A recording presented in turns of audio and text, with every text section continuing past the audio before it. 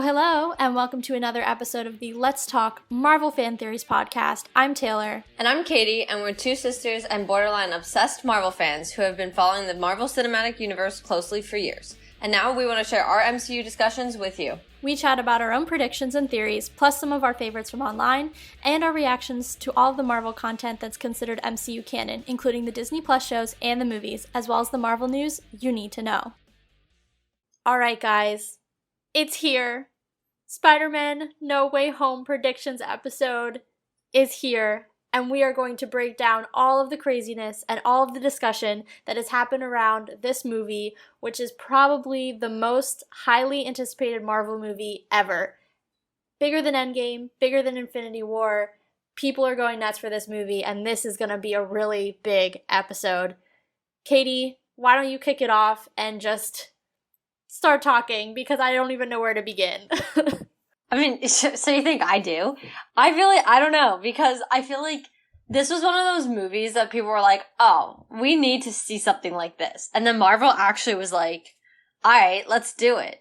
And now, like, everyone is like, oh my god, we're actually getting what we or theoretically. But I'm just gonna put it out there. If I don't see 3 Spider-Men, I'm walking out.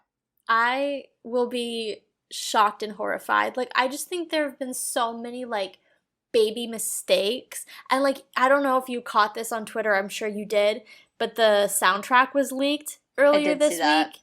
And they had themes. I mean, I didn't listen to it because I didn't want things spoiled. And I'm sorry, guys, if there are some spoilers probably in this. Not a ton. Not anything super because confirmed. We've tried to avoid them ourselves. Yes, but I was unable to avoid the news that in the soundtrack, apparently the themes for all of the different Spider-Men were a part of it. Did you see that too? I did see about the tracks, yeah.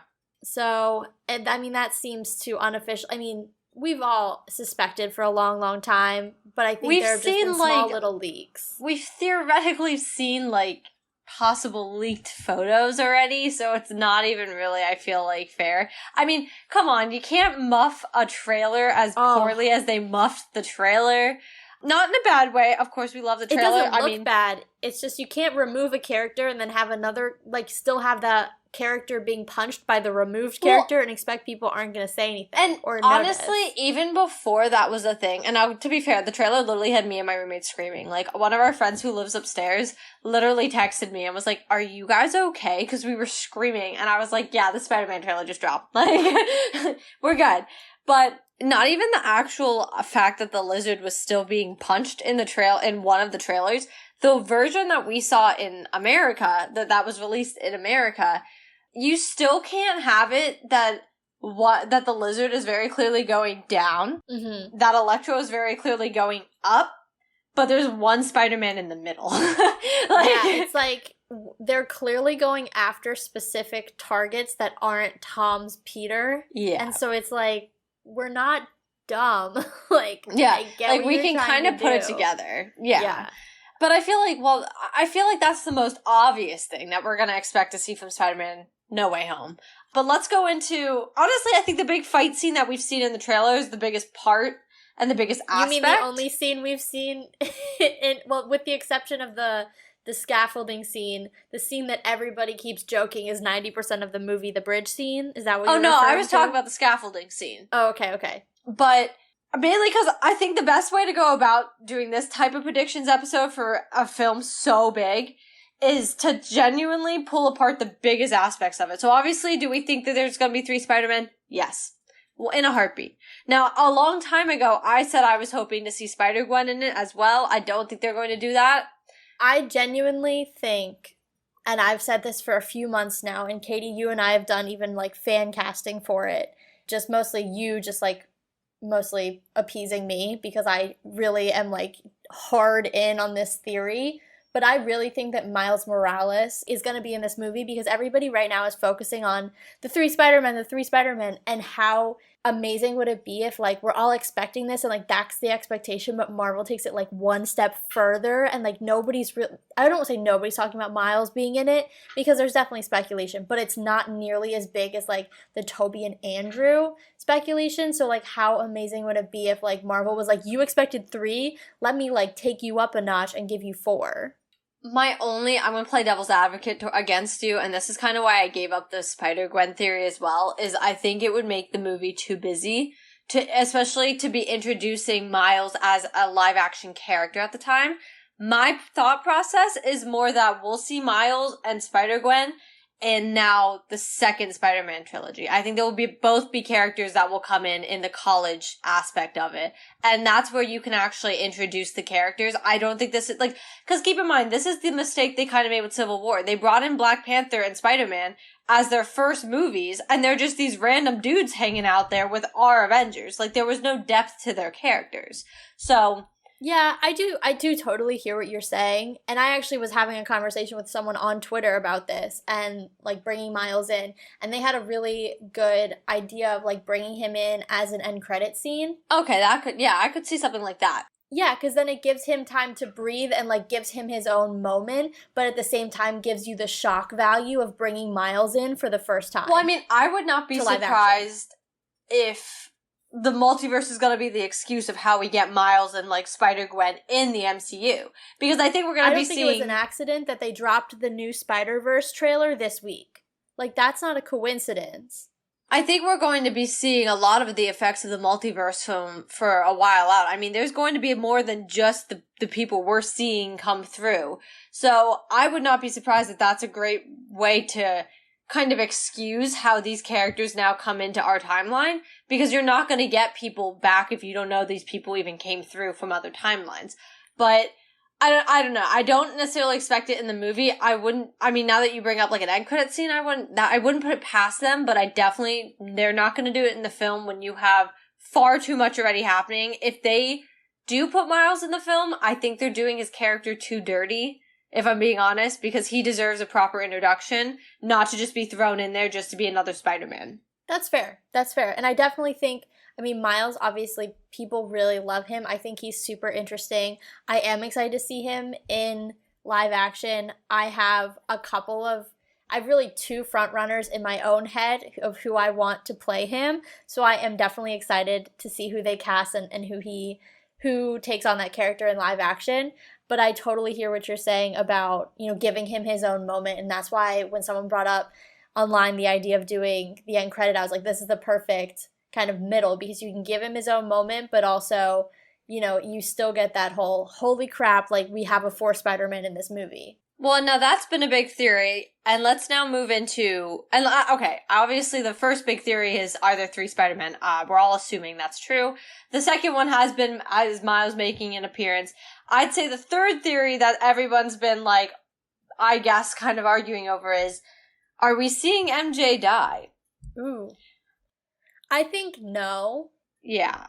I don't think they will, because they wouldn't have teased it. So they knew what they were doing when they put that scene in the trailer. They knew what we were all going to think, and they knew exactly what scene we were all going to think of. Yeah. In terms of parallel, meaning the Gwen Stacy death in the second Amazing Spider-Man movie, of Andrew's movies.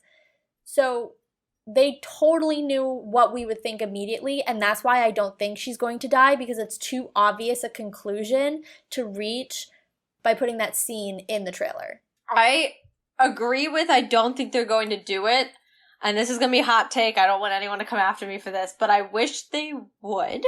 And hear me out. First off, I'm not a big fan of the MJ and Peter, like, I don't really think that which is ironic because Tom and Zendaya are literally, like, dating, but I just don't really see the chemistry of the 2 characters. I also don't really like her version. I mean, like, they've said she's not supposed to really be the Mary Jane. Technically, she's not Mary Jane. They've said that. I mean, I guess she's kind of like... she's not Mary Jane Watson. Yeah, thank you. Yeah. But I just don't really... she's kind of, like, average to me. She's not really an interesting character. I mean, she was kind of that odd one out in the first movie, and I liked her in that aspect. And then all of a sudden, like, I felt that they were making her character... I don't know. It just didn't feel right in the second movie. And then I just don't agree with it in the third. Moving forward from that... I want them to make room for more characters to come in. And I mean, obviously in Toby's, we see him with his MJ, with Mary Jane. And then obviously with Andrew's, we see Gwen. But I would really like to see, one of the real characters and love interests. I mean, I would also think that'd be a really interesting way to bring in Spider-Gwen, because they obviously did something that they could not ever come back from in The Amazing Spider-Man 2, where they kill off Gwen. Like, you can't come back from that. So I would like, maybe that's a great way. He goes off to college, meets the new girl kind of thing.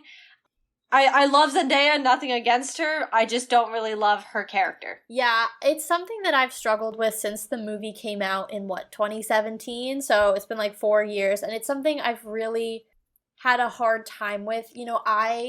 I think because, and we've talked about this on many occasions, you and I grew up, Spider-Man was our guy. Oh, yeah. We would faithfully watch that, late 90s, early 2000s animated show before school every day. That was the ritual. Every day. So, with the chocolate chip pancakes. Yeah, and our grandma used to put us on the bus. It was a whole thing, guys. A ritual every day. Yeah, it honestly got us so prepared for the day. I mean, set us up for success. But anyway, I think because of that, I think you and I have a special place in our heart, especially for Spider-Man, and especially for storylines that are more in line with what we knew as kids. And so I think what I've struggled with for 4 years is it was hard for me because, at first it was well, is she Mary Jane Watson? So that's confusing. And then they confirmed that she wasn't. But then I was who's this random girl who doesn't exist? And so I guess I know they've tried to depart from some of the tropes that have been in the first two, because obviously Tom is the third Spider-Man in 20 years. I get it. But at the same time, there's a part of me that wants them to begin moving him into the more classic Spider-Man storylines with the classic villains and the classic characters. And maybe that's closed-minded, but it's also who the character is. So I'm kind of would I be upset if she died, to your point, in order to make room for some of the more classic, Spider-Man characters and love interests that are more in line with what happens in the comics and, some of the shows that maybe we grew up with as kids? I'm not going to be upset, because that's some things that, as much as I love Tom and I think he's my favorite Spider-Man, it's missing. His trilogy is missing those things, those classic elements of Spider-Man. Well, and I struggle with that. That's a great point. And it's kind of interesting. I say it's a great point because, you're going off of my point. But, your elaboration was a good with me, point. So of course it's great. Yeah, but, I mean, your elaboration was also great on top of that. No, and I agree. And I also think, obviously we're going to eventually be seeing Eddie Brock come in, but this Eddie Brock is a very different version. So that's already going to be a lot to wrap your head around. And age difference. Yeah, and we're not going to see we're never going to see Tom don the real Venom black suit, because it's going to be a long stretch if they do. And now, granted, if in 5 years he dons the Venom black suit and y'all are listening to this, call me out. I hope you eat your words, but I agree that the likelihood is low. Yeah, in all honesty, how are they going to explain it? Because unfortunately, Venom 2 was all about the whole idea of, Venom separating from Eddie, realizing he doesn't like anyone out there, and, they're not good apart, and then they come back together. So you've already made a movie establishing the two of them as one person, and so it's and that they really aren't great by themselves anymore. So I don't think we're going to see it that way. So that's already a big one that I think we're missing. I mean, they've already done Carnage, so we're not going to see them fight Carnage, which is something that Venom and Spider-Man come together to do. Toxin's gonna come, whatever, that's down the road. And I don't want to get off too far off going into all of these what's down the road, but it's that's something we're gonna miss. I mean, even now we're seeing the Sinister Six, and some of these characters are now ones we're never going to see our version of Peter, as in Tom, the current one, ever one-on-one fight and ever have that storyline, because we're seeing it now. Yeah, is he ever gonna fight Doc Ock or potentially even the Green Goblin, which are two of his most iconic villains, one-on-one? Probably not, because they're not gonna want to repeat, which, honestly, while I'm so excited for this movie, there's a part of me that's a little wistful and sad, because, we're not gonna get to see that, and Tom's take on any of that. Right. Which is, in some ways, really disappointing. Well, and it's really hard for me because, as you were talking about some things that you've struggled with the Spider-Man up until now, something I've struggled with is, why have they never just been Spider-Man? And that's been something that's really been hard on me, because obviously the first 2 movies, we had Tony in it, and it was a lot about Tony's mentorship of him. And I'm not saying that's a bad thing, but, I mean, you're bringing Tony Stark into something. Obviously, it was going to be something. Tony owns the spotlight in every room he's in. Exactly. And then, the entire second one was about his legacy. And then, now the third one, you're bringing Doctor Strange into it. And it'd be one thing if you were bringing Doctor Strange into it to at least explain, how the multiverse is somewhat opening, but, he's in it. He's in that final battle. You see that he's in that final battle. You see he's interacting with Peter, MJ, and Ned. He's involved. So it's I want a Spider-Man, I'm hoping the next trilogy gets us there, that's not about other characters. Let's get Spider-Man. And so, I know this all came from what's going to happen to MJ, but the whole point being is, we want to see something more come from this. And, Tom said this is going to be a dark moment, dark movie. It's going to really change the outcome of, the future of Spider-Man now that we have a confirmed new trilogy. I want that change. Yeah. I want to see him get into the nitty-gritty of, he's not a kid anymore. He's gone through things. And that scene where Ned and MJ are falling, I'll bet you he makes a choice. Yeah.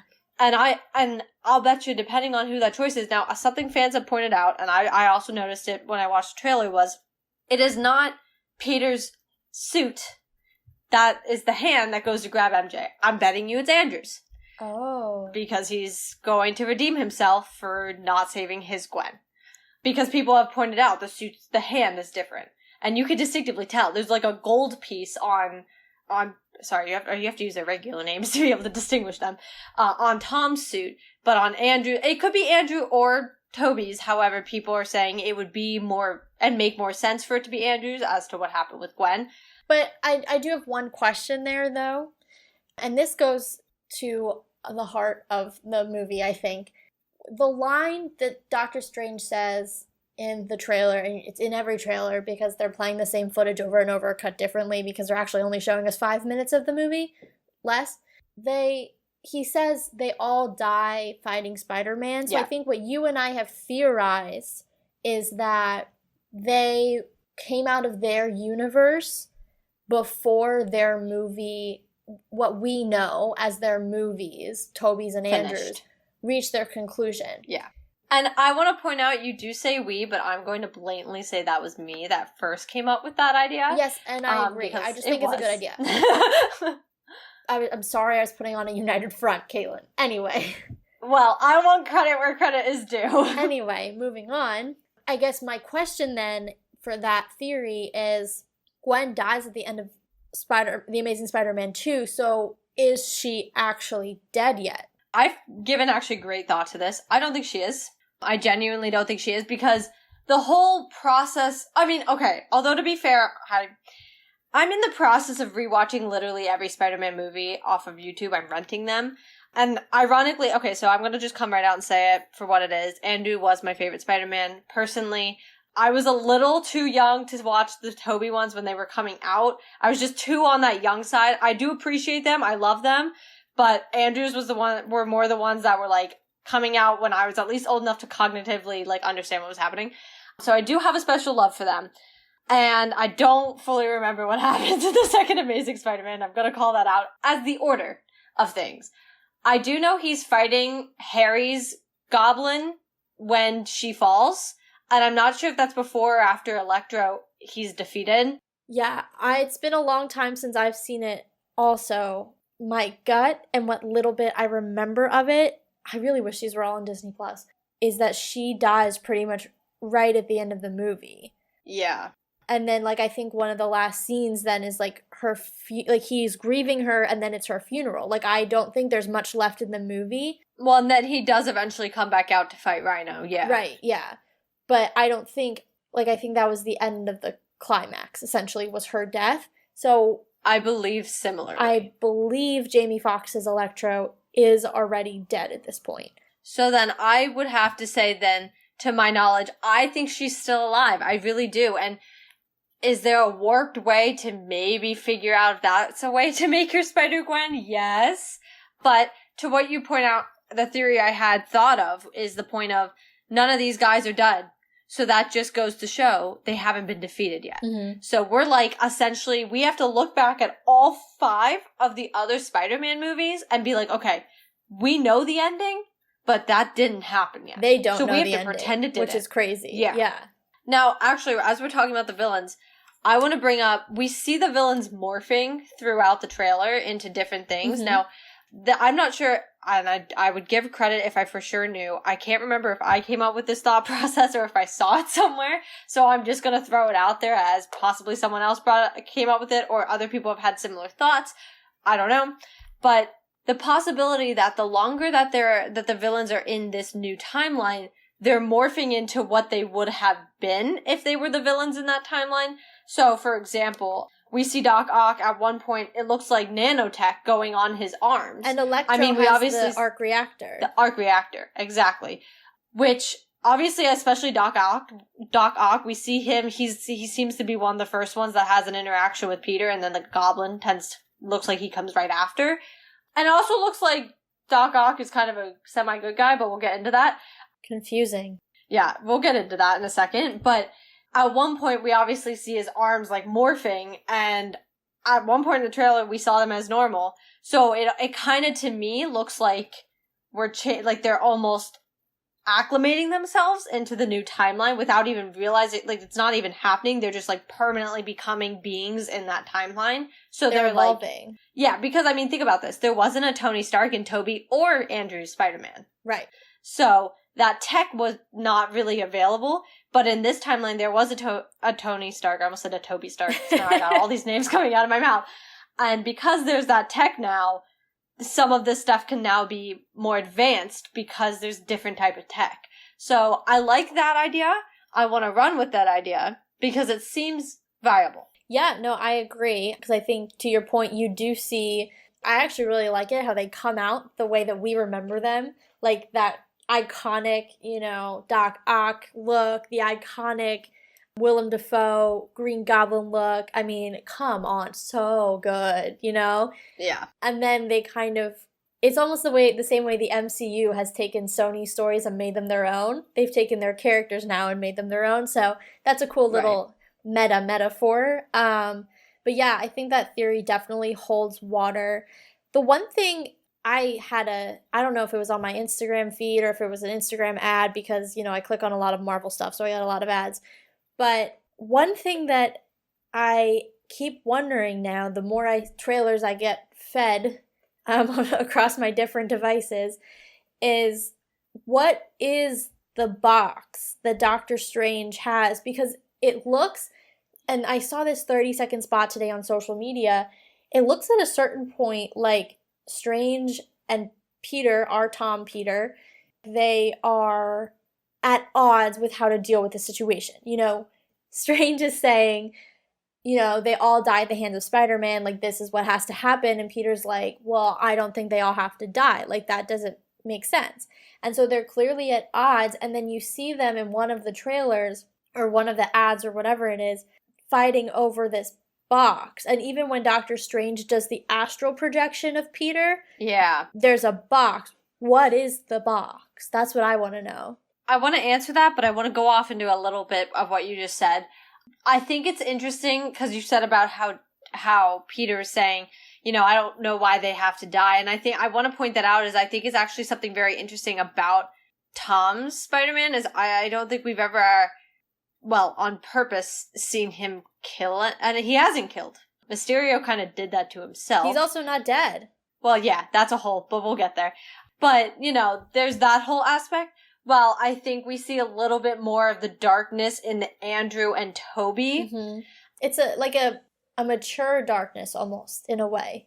They seem older. Yeah, so I think it's very interesting that there's that little discrepancy where these guys do die at the hands of Spider-Man, because to them, they don't necessarily try to help them, if that makes sense. Like, I mean, look how Tom, like, he avoided killing Vulture. Yeah. I mean, even Mysterio, look at what Mysterio was doing, and he even then was like... He had a gun to his head, and Peter didn't finish him. Yeah. Not that I'm saying he should have or should not have. No. But this is, this Peter, maybe it's young naivete, or maybe it's just how this Peter's written, how Tom chooses to play him. He's more empathetic to his villains than I think we've seen, whereas the other guys, it was a little more black and white, like with the exception of, I think, Harry, because Harry Osborn always lives in that gray area, and to an extent so does Norman because of their relationship to Peter. But the other guys, yes, there's a relationship, here and there, but at the end of the day, they're viewed as villains, black and white. They're bad guys, and I'm going to do whatever it takes to stop them, and oftentimes it results in their death. This Peter sees the gray area of all of his villains and chooses not to take their life and to do what he can to stop them short of killing them. Right. Well, that's what I mean. And so that's why I think it's an interesting take when you really take a step back, is that's his biggest difference between, obviously, him and the other two Spider-Man we've seen.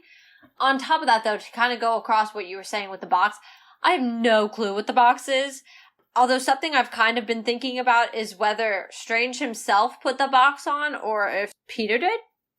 And whether Peter's actually inadvertently, or maybe purposely, stopping something by having the box on his hand. I don't think it's on his hand. It's being held. And then he takes it looks like it's on his hand. No, he takes the web and takes it from Strange. I don't think it's on his... It's just a box. Oh, I thought he had it, around his hand. No, I wonder... I don't know. No, I don't think so. But I wonder if it's some kind of spell. I would think it has to be something that Strange feels can close the multiverse. Well, it's clearly magical. Yeah. But yeah. I think we should take a step back, because you and I had a really good conversation off mic a couple weeks ago where we tried to figure out this whole multiverse thing. I think we should take a step back and discuss that for a second, because it's very clearly a large part of the plot here is what is their, excuse this word if it triggers anyone, but what is their end game when it comes to the multiverse? So, Katie, why don't you take away kind of our theory for the multiverse as it relates to Wanda, Loki, and now No Way Home? Oh, wow, you're putting me on the spot. I mean, I'll fill in the blanks too, don't worry. Well, essentially what we first was okay, let's do just the biggest takeaway, which is that there wasn't, obviously what we've learned from Loki, there wasn't a multiverse technically until it was opened theoretically by Wanda, Sylvie, and Doctor Strange all at the same time. Well, that's not necessarily what we discussed. Well, but that's also not necessarily... Well, no, I know, but we didn't discuss that aspect of it. That's just a big running theory that most people have had.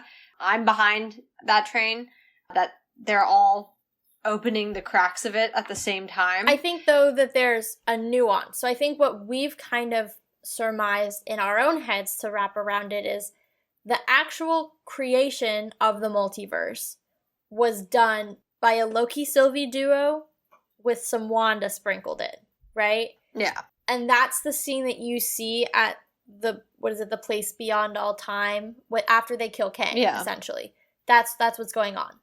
But I think what Kate and I talked about via some water bottles and pens on our kitchen counter a few weeks ago is that what Strange did not necessarily create the multiverse, because Wanda, Sylvie, and Loki had already created it. The other universes were already existing, but what his spell did when he tried to reverse Mysterio's exposing of Peter's identity was create gateways between the universes so that beings could go from their own timeline or universe to another timeline or universe, and that's how we got the characters from the previous Spider-Man. So Strange, in our theory at least, did not open it, he just connected it. This is unrelated, but not fully, but slightly unrelated. I think it also helps to slightly confirm that Strange didn't successfully do the spell to have people forget that Peter was Spider-Man. Yeah, because they tried to shut it down in the middle. Yeah, which is a really important aspect to remember going into this film, for one. But yeah, so that's kind of our thoughts on how the multiverse is working. it's a little confuzzling because there hasn't been they tried in Loki to explain to us what's going on, and I feel like they almost made it worse. I agree. Yeah, especially by trying to explain the variants. It just almost made things worse. And then, like, how the variants were pruned, but the variants were actually just becoming TVA members, and then, like, that was weird. I'm sorry, I have issues with Loki, but also because Loki... I was tracking that part, and I was tracking their whole, like, screen with the one main timeline, and that there would be a branch, and they had to do... Like, yeah. That made total sense to me. I was tracking with most of Kang's monologue explaining the multiverse, and then he hit a certain point, and my eyes glazed over, and I have no clue. It, like, went beyond what I'm capable of understanding. I agree. So it just, like, I would say I had a really good understanding when they would show the chart and show how the variants happen. We're visual people. Yeah, and when they were like, oh, we, get rid of the variants. And I was like, okay, cool. And then they were like, but actually, the variants now work for the TVA. And I was like, okay, wait. So I feel like they started to lose me a little bit there. And I know, like, I think in our reactions episode to whatever episode that was, I think we even talk about how, like, that kind of made things a little more confusing. And then, then it just went downhill, in my opinion, of trying to explain to me how the multiverse works. But regardless, we're getting 5 so far confirmed villains. Let's talk about what we're sitting on. Who is number 6? My money... I've changed my mind so many times about this, I can't even remember who I last tweeted was the 6th one, because I think I've said one to you, a different one on Twitter, I don't even know, it changes daily. I think right now I'm sitting in Mysterio camp. I don't think it's Vulture, because he's confirmed to be filming for something else related to the MCU. Keaton was on set doing something a couple weeks ago, so that to me says it's not Keaton. He's doing whatever he's doing. He's also in... Well, and he's in Morbius, right? I was just going to say, he's also has a cameo in Morbius, so, TBD on where Morbius falls on the timeline, but I just don't think it's Keaton's Vulture. Who else have we seen? Matt Gorgon's Scorpion. I think they're going to do something bigger with him later. I think they're keeping him in their back pocket. He hasn't had a big enough presence, I think, in Tom's trilogy to justify him being the 6th member, and quite frankly, the only member of the Sinister Six that is from Tom's trilogy. Because if you think about it, 5 of them, 5 out of 6 are not. So I think you have to bring in a heavyweight, and I think the biggest heavyweight that Tom has had has been Mysterio. So, I mean, that's who my money's on today, I guess. Well, here's my little thoughts.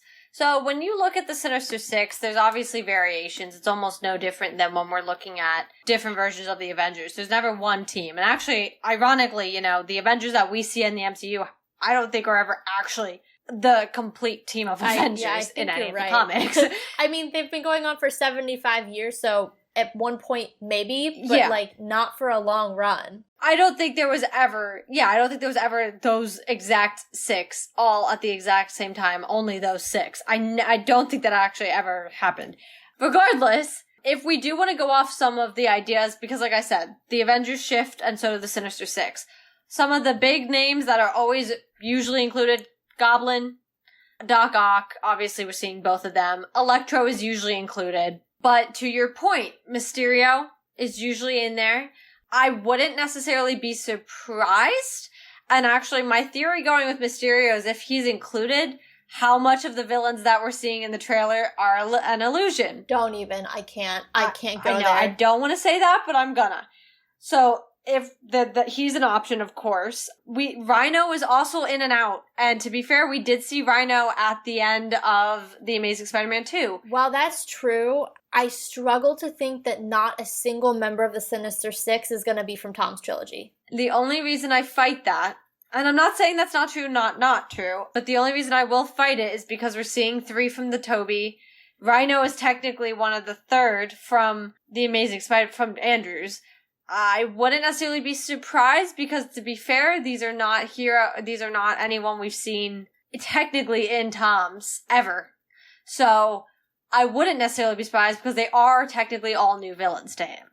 But Rhino is a contender just because, to my point, he is in and out the Sinister Six as well in the comics. And we have now seen him, like, even if it was briefly. So he's a contender. To your point, I don't think it's Vulture. He is sometimes in and out of the Sinister Six as well. don't really think it is, to all of the points you've made.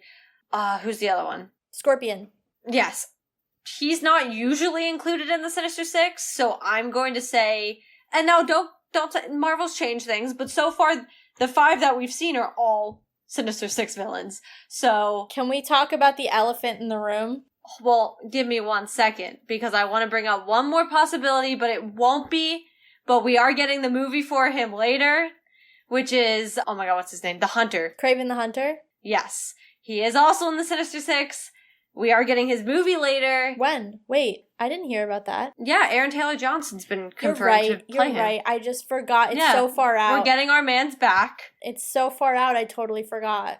Yeah, because they did him so dirty, killing Pietro off. So they said, let's bring him back. But we are getting him later. Do I think it's him? Not really. It would I would probably pee my pants if it was him, because that would be a really iconic way to just be like, hey, here's this dude.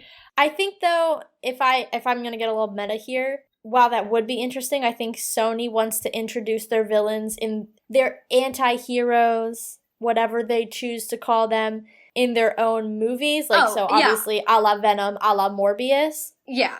That's my thought. If we had to do it by percentages, I would say there's probably I'm going to say 0% Scorpion, just because he's also not usually in the Sinister Six, and that he really hasn't been brought in before. I would give it like a 5% to Vulture. I'd give maybe a 10% to Kraven. I would give, I think my big 2 are between Rhino and Mysterio. My only issue with Mysterio is, yes, and he's still alive, and he would be like a shock factor, I feel like a lot of people are also kind of like, well, we just saw him. You know, we haven't fully seen Rhino's we saw his adaptation for like 3 minutes on screen, not even. Yeah, I guess my thought process, though, to argue back to you for Mysterio is, I think it's twofold. One, this movie is a direct result of Mysterio's quote-unquote final act. Yeah. So he told everybody that Peter killed him, told everybody that Spider-Man was Peter. In essence, he connected the multiverse by motivating Peter to get help from Doctor Strange. So all of this wouldn't be possible without Mysterio. That's, I think, a big vote in his favor. Mysterio, I think, just it's all a result of him, I think, and also bringing back Jake Gyllenhaal, I think, would be really interesting. Obviously, people loved his adaptation, his take on the character. He and Tom had really good chemistry, so I think it could be really interesting to bring him back. And also, in the comics, isn't Mysterio from another universe? Yeah. So it could be an interesting way to kind of call back to a little bit more of his comic book counterpart. Do I want to mess with your head a little bit? Before I mess with heads, I am going to point out I made a slight mistake. Scorpion is sometimes involved in the Sinister Six, just very, very, he's not one of the more common ones that is thrown in the mix. We'll call him 1%. Yeah, he's, I should have made that, I should have been more clear. I want to correct that. He's involved, but very rarely do you see him typically involved in the Sinister Six. He has been in adaptations of it in the comics, just not as many as people like Doc Ock or Electro or etc. Quick question. I just was thinking about this. Hobgoblin. Is he ever in it? Mm-hmm. I'm gonna sound the stupid alarm. Between Green Goblin and Hobgoblin, I just kind of exist. I know there's a goblin somewhere, and I'm just they're one of them, and they're having a good fun time, and that's all I obviously know more about Green Goblin. He's iconic. He's been done in the movies a few times, and was very prominent in the show that we watched as kids. Yeah. I just know one of them is orange. I just know Hobgoblin's orange, and Green Goblin is green. That's what I thought. I was there's different colors, and I don't really know what else that means. I doubt we'll see that here, but I know what you mean. Oh, yeah, I don't. Yeah. I was just bringing it up because I was thinking about the villains that we used to associate with Spider-Man when we were kids, and that one popped into my head as one that other than the elephant, which we'll get to, I'm sure, in a few minutes, the elephant in the room, he was one that I think we hadn't brought up yet, or I haven't actually really seen anything about him at all. Let me mess with your head slightly. I mess with all of you listening's heads slightly. Now, theoretically, we've all been, Mysterio's not dead. Okay, fine. But because it's canon that Mysterio is from a different world, universe, multiverse, essentially, what if we do see Mysterio? Just not our Mysterio. I would be down. I'd be so into it. I'd be like that's not even messing with my head. That just made me excited. Like, I'm pretty sure my heart rate just exploded. That would be amazing. And to be fair, this Mysterio doesn't actually have any powers. He makes himself look good because of all the creation and the animation and everything. I mean, is it possible that another dimensions or timelines or whatever you want to call it, Mysterio's actually has the real power that Mysterio has? That's totally possible. I mean, think about everything we learned in What If. Dude, I'm so excited by this. I literally my face is like exploding with happiness. So that's what I'm thinking. If we're gonna see Mysterio, like I said, the only reason I say Rhino is because we were slightly cheated Rhino, and, you know, the Amazing Spider-Man 2 did hint at the Sinister Six, so it's very fitting that if Andrew's here and his villains are coming in, that it would fit. It really is, because that would have been his third movie anyway.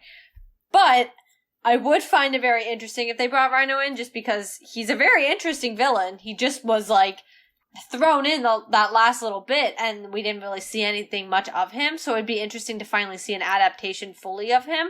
He also, if I remember correctly, it was a little odd to me. I mean, Rhino in at least the show that we watched, and I believe in the comics, is just like a large man shaped like a rhinoceros, but like this one was in a metal tech suit, so that, I mean, that's just trying to figure out how that makes sense. Yeah, that's just like its own adaptation. I guess my point is I didn't love that choice, so I wouldn't be upset if he was brought in at a later date differently, because I did not love that particular adaptation of the character. But this is why I would lean toward Mysterio, is I don't see why exactly they would be hiding the sixth member of the Sinister Six so much. Yes. If it wasn't That Mysterio. was my second point that I forgot about. Yeah. Was why not just come clean and say who it is?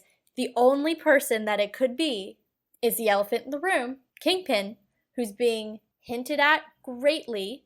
And I'm not saying he's fighting Tom, because I think you and I have both talked at length during the Hawkeye episodes about how he's likely going to be a major player in Tom's college trilogy, and I still believe that. But he's the only other character to me that's worth hiding, because technically he's not here yet, like on screen. I just don't think that this is a very battle-driven fight. I just don't see Kingpin being the one in it, and I don't think this is a great place to bring him in. I think Hawkeye's a great introduction series, but think about this. This is before Hawkeye. Oh, never mind. Yeah, you're right. I just get so excited because he's here, and he's also like the secret sixth member. Like, to me, has to be somebody like really important. That's why I think it's Mysterio. But I was like, who else fits that caliber or may not quite be somebody that we've seen before? And yet we haven't really seen Wilson Fisk on screen except for his hand and his voice. Like, we haven't fully seen him yet.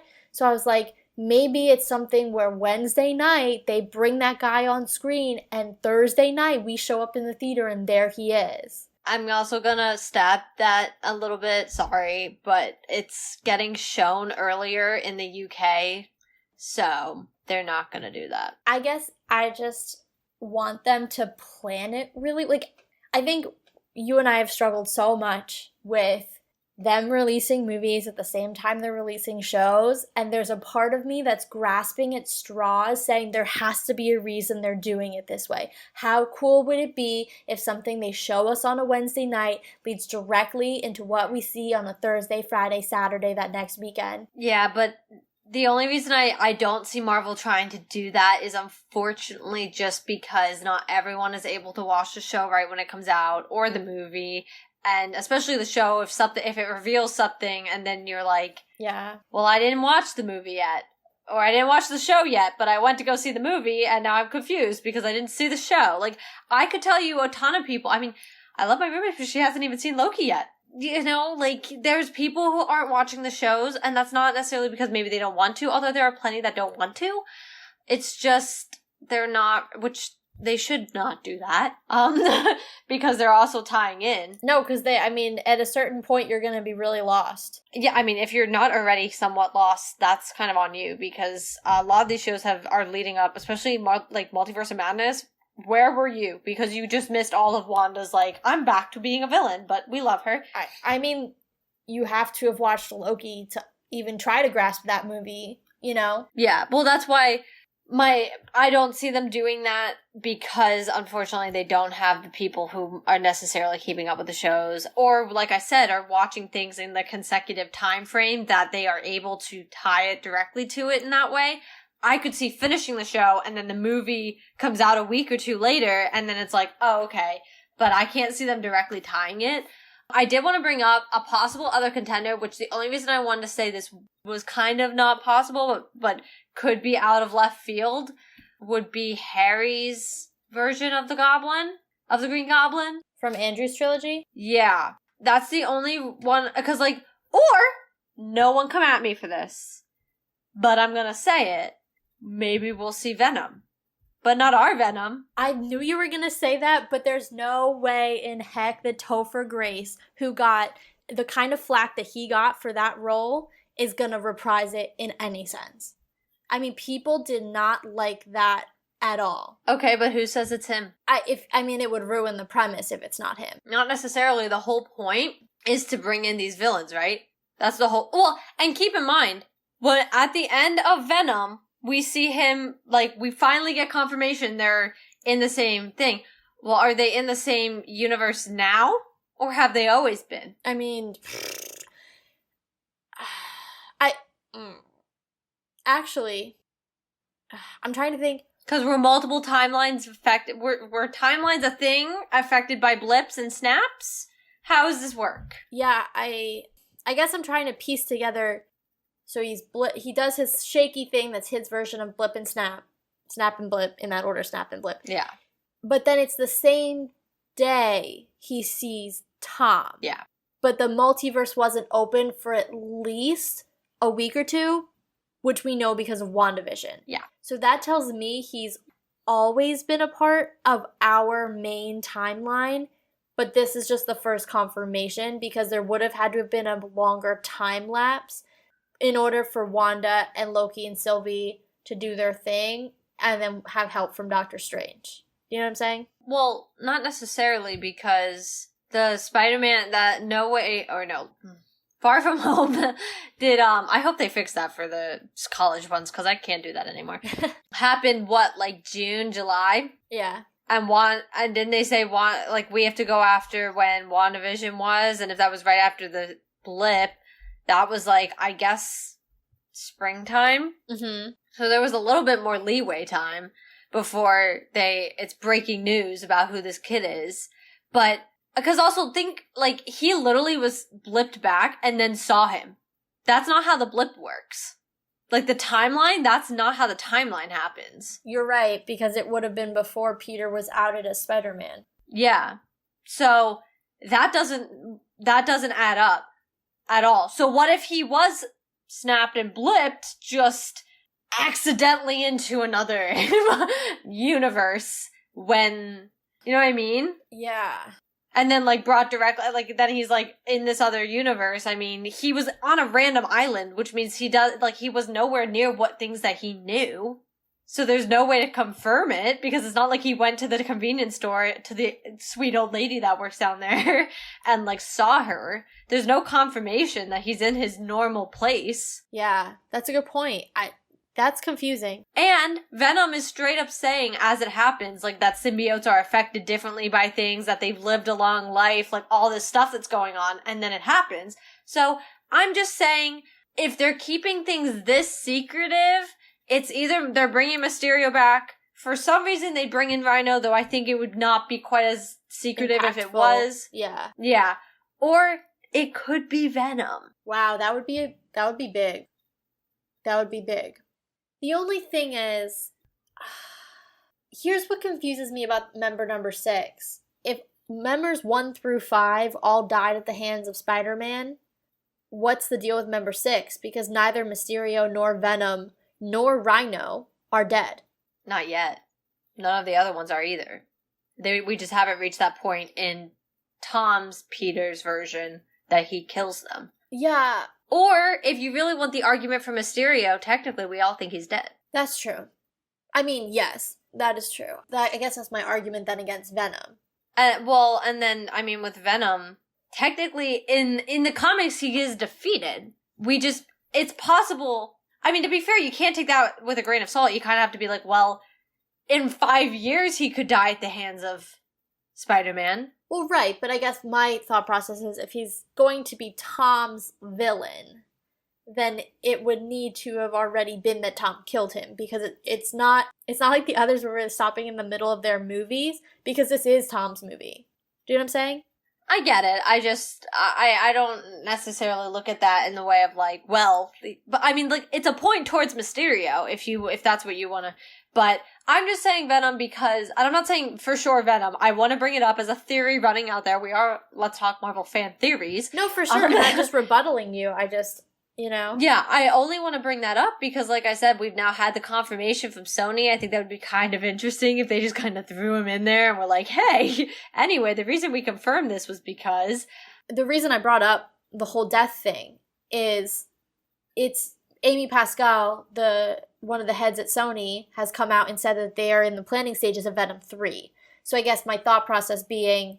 Okay, if they all are supposed to die, well, that really puts a wrinkle in Venom 3 then, doesn't it? Well, maybe they don't all die. We don't necessarily know we're going to see all 6 of these villains die. Right. I'm just saying, if you're taking things at face value, which is a risk, in terms of correctness, if you're taking things at face value, that kind of makes it difficult, given what we know is still coming down the pipeline for that character. Right. But... I think those are the biggest... There was another one I was going to say. I wanted to say the biggest points, at least for the big parts of the Spider-Man movie trailer that we've seen, because obviously there are smaller aspects of it that you don't necessarily need to get into right now, because they're definitely there. They're just not quite as big of a prominent point at this point for the film. I wanted to bring up the Doctor Strange aspect in the sense of when he sits there and says that they're all coming through, but he can't stop it. What is kind of my, like, what does that mean, Steven? You know who I think it is? I think it's the live action characters from What If. Oh, interesting. I was gonna say it's a bunch of different versions of Kang. No, I don't think we're gonna see Kang until Quantum Mania, because he's obviously been confirmed, but then there's been I don't know if you've seen online the merch from the production team. It's a picture of the broken Ant-Man helmet, but in the reflection is Kang the Conqueror in all his blue glory. So I just don't know that they're going to bring him in. Yeah. I mean, that's fair. I just thought that could be a good way to lead him into Quantumania. I think Loki did a pretty good job doing that. Well, that doesn't necessarily mean that we know he's the one who came through, or like his other versions. And the only reason I say Kang is because he made it very clear that he was keeping all the other worse versions of him at bay. And as soon as Sylvie killed him, it was like, well, nice job, because now the other versions of him are going to come. So I think that would be really interesting. I don't know. I think your thought is interesting. I just don't know if they would put in all of that work of what they've already established just to kind of, and like, I'm the biggest advocate of like, I mean, I was the one from the get-go saying What If could have the possible ties into our world and just show other timelines. Listen, the only reason I would straight up say that I want What If and to tie into this and it to be their characters is if we see the visionized version of Ultron. Oh, no. I was genuinely afraid. Those episodes made me afraid. I am like a 20-something-year-old woman, and I was a little scared watching that. I was like, this is concerning. No, I genuinely, like, that would be my... If you're gonna do it all the way, because Ultron had so much potential. So that would be my thought. I like the thought of it. I just don't know if Marvel, because that's a little bit of backtracking with certain characters. I also think it's hard because they didn't finish What If properly due to, like, the whole issue of, like, they cut the one episode and that was a whole thing. But they also set up season 2. But that also is confusing to me because at a certain point the multiverse is going to close, so what if has to come to an end. Well, I just kind of was confused because I was like, how are you going to have the multiversal war? And then you're like, but season 2? And I'm like, what? Yeah. Like, I am to be fair, confused. I never really thought they needed to be tied together. I was fine with the premise of just every episode was just a different what could have happened idea. I didn't really need them to be tied together. Personally, that's my opinion. I could have just gone without it. So I'm going to shoot that one down just because of also how that would... I don't necessarily say... Okay, maybe this is what I'm going to choose to say. I think that if it's not Kang, it is more characters. Because I think this is how you're going to excuse people such as possibly getting Eric Killmonger back, which has been an ongoing rumor for, I don't even know, forever. I think even before Chadwick's death. Yeah, like, pretty much since the movie came out, it was already a rumor. So I think it would excuse that. To my point earlier, with seeing possibly Spider-Gwen and Miles, they could be people who come through. And they're not necessarily people you realize, which is why I also said maybe Venom comes through. You know, these are aspects that you aren't really sure of at this point. Obviously, we see a lot of people coming through because we see all the breaks happening, and we also, you know, he's like, they're all coming and I can't stop them. Well, yeah, and it struck me how it looked so much like the scene outside of Kang's window. Yeah. And I was like, oh my god. But it also looked, speaking of Miles and Spider-Gwen, looked very similar to the kind of portal that he goes through. If you guys haven't seen that trailer, which dropped this week, he falls through a portal, and she actually comes through one as well. And it kind of has that vibe. And so I'm like, alrighty, so we're definitely moving. I mean, obviously it's called the Spider-Verse, or that whole series is called the Spider-Verse franchise. So, I mean, obviously they're moving. There's a lot of different Spider-Men. They're moving through multiverses. But, I don't know, it struck me that they're visually starting to mirror one another a little bit. And I'm just wondering if now Marvel and Sony are going to work much more hand in hand to tie all of their properties together, which truly just makes me incredibly happy. Yeah, but that's why, to me, I wouldn't necessarily say the what-if characters as a whole, but the possibility of characters are endless. I mean, for all we know, Kingpin is coming... Well, no, that wouldn't work. Well, it could. Kingpin could have been a result of it, because to be fair, when Clint was Ronin, he wasn't ever aware really of Kingpin. He was just going after all the people in the underground, like, so... Yeah, I think that's a bit of a stretch, though. That's fair, but I'm just saying, we are going to see effects of this for who knows how long. A lot of people who maybe weren't in our universe just kind of showing up because now they are. I mean, I think this could be a gateway to characters that we know are coming. Like, what if it's the X-Men? What if it's the Fantastic Four? I mean, the possibilities, when we say they're endless, they're literally open a comic book, put your finger on the page, that character could be there. You know? Maybe the zombies. It could be variants of Loki. I mean, it could literally be anything. I don't want more Loki variants. I've seen enough. I'm just saying, you know, it could be anything. Yeah, and that's why I think it's more of the, we need to be concerned because there's good and bad guys coming through. And to keep in mind, we only really see the Green Goblin and Doc Ock in the first few clips of the trailer. We really don't see the other ones. We see a little bit of Electro. But, I mean, Sandman we don't really see. And the Lizard we don't see at all until the scaffolding. There is that one scene that people are thinking is the Lizard coming out at one point. But I want to quick address the fact that because I kind of brought it up earlier, that Doc Ock seems to be a good guy, partially. Yeah, there seems to be some cooperation. It seems to me, because we don't really, no, correct me if I'm wrong, because I did watch the trailer 4 times, but I do think I might have blacked out during it a couple times. I don't really remember him in the scaffolding scene. Obviously we see him on the bridge, and then we see him unmask Peter, and he's like, "You're not Peter," and he's like, "Yeah, I am," and he's like, "But no, you're not." So, which already confirms so much. But then, we literally see them, like, talking to one another. I mean, Peter makes fun of him for his name, but I don't see him then in the scaffolding battle.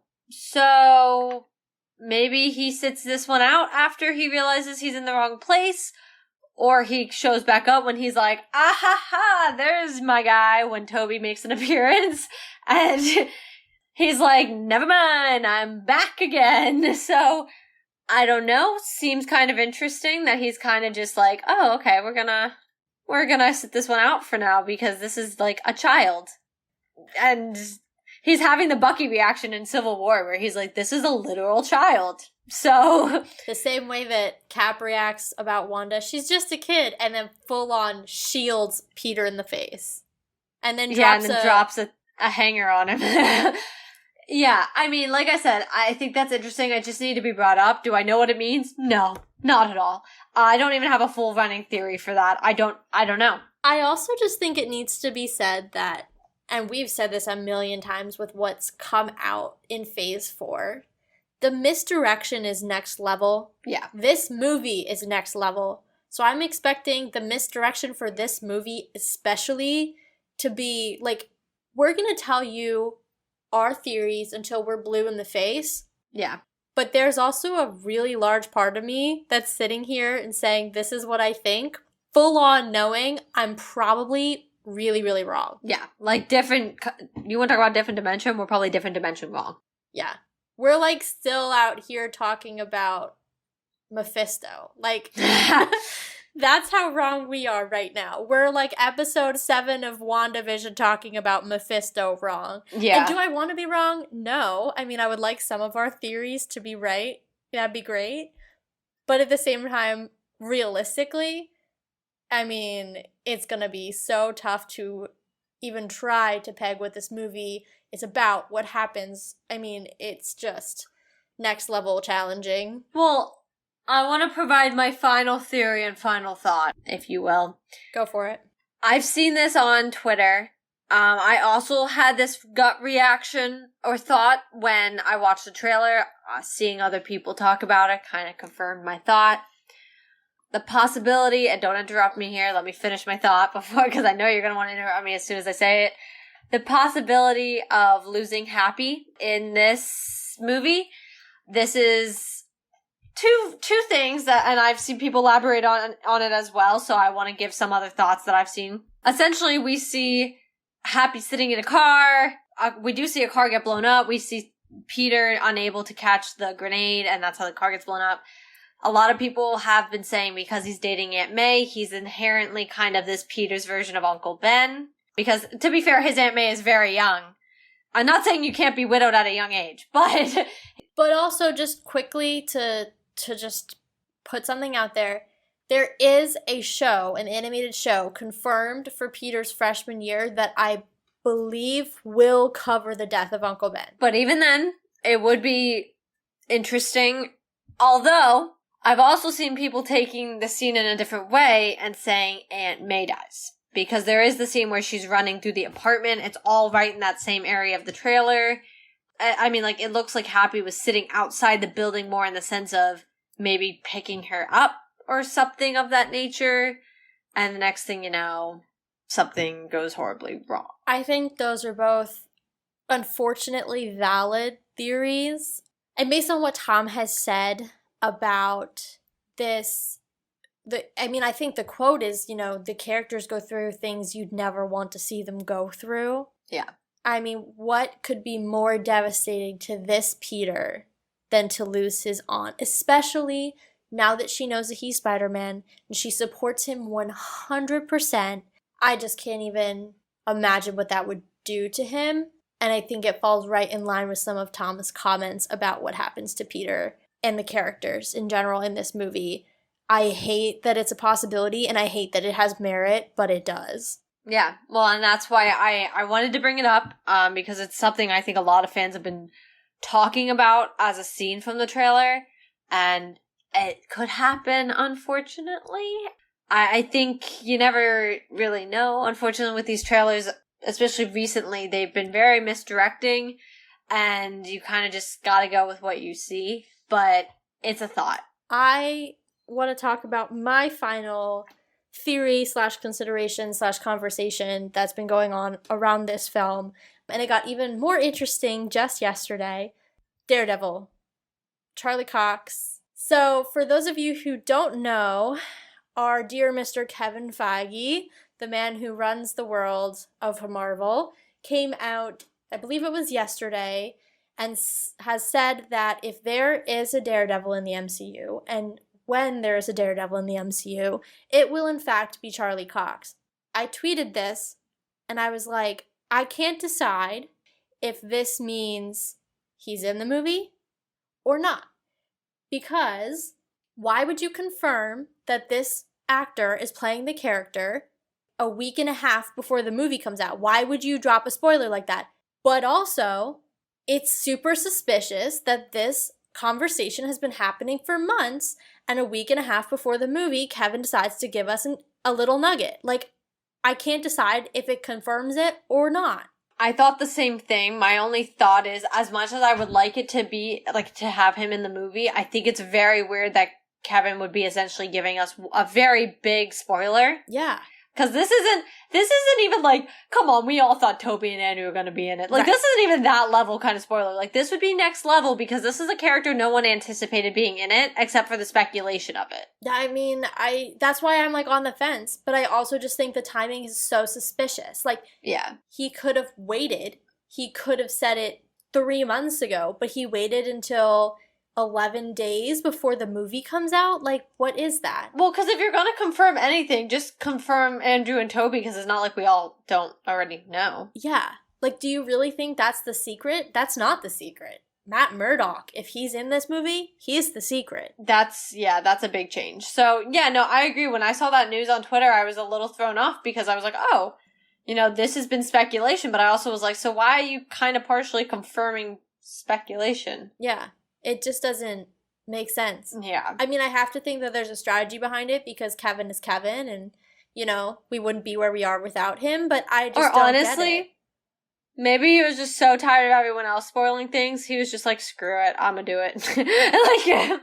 I mean, honestly, fair. I was so nervous to go on Twitter the last few days because the critics got to go do their screening starting on Friday. And when the critics did the Eternals, when they did the Eternals, it was a freaking nightmare. Yeah. They were dropping all kinds of spoilers. I don't know if it was them or just people who got to go to the press screening, dropping all kinds of spoilers. But, like, why? Because Eternals didn't even need it. Like, not in a bad way, but, like, I didn't need any spoilers from Eternals. Like, I literally was just like, it's a great origin story. Let me go into it. Like, it wasn't anything that I was like, wow, you made a life-changing thing when you spoiled this for me, like... Yeah.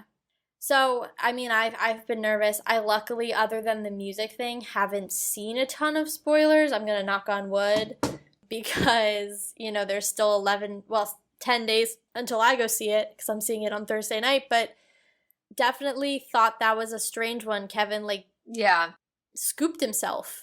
Spoiled. I was like, that's strange. No, I agree. And I can't decide what that means.